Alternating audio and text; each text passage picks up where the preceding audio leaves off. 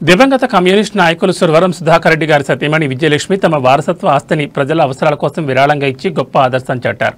4.5 ఎకరాల భూమిని ప్రజా యువజన అవసరాలకు ఇవ్వడం ద్వారా కమ్యూనిస్ట్ సిద్ధాంతాలకు కట్టుబడి ఉన్నారని నిరూపించారు.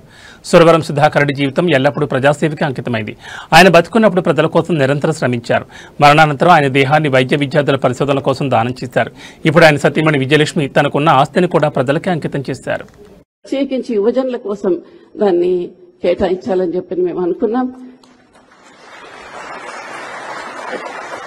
అక్కడ వీలైన మేరకి అక్కడ ఏమన్నా డిగ్రీ కాలేజ్ పెట్టడానికి ప్రయత్నం చేస్తే బాగుంటుందని, లేకపోతే ఏదైనా స్పోర్ట్స్ స్టేడియం లాంటివి ఏమైనా పెట్టడానికి చేస్తే బాగుంటుందని.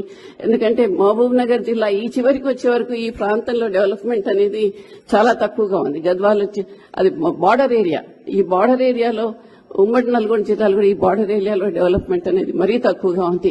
కాబట్టి యూత్ స్టూడెంట్స్ కు ఉపయోగపడే విధంగా, ఎందుకంటే వాళ్ళు కనుక చదువుకోగలిగితే, వాళ్ళు అభివృద్ధి చెందితే మొత్తం సమాజానికి ఉపయోగపడుతుంది. కాబట్టి అటువంటిది కూడా ఆలోచించాలని చెప్పి కోరుకుంటూ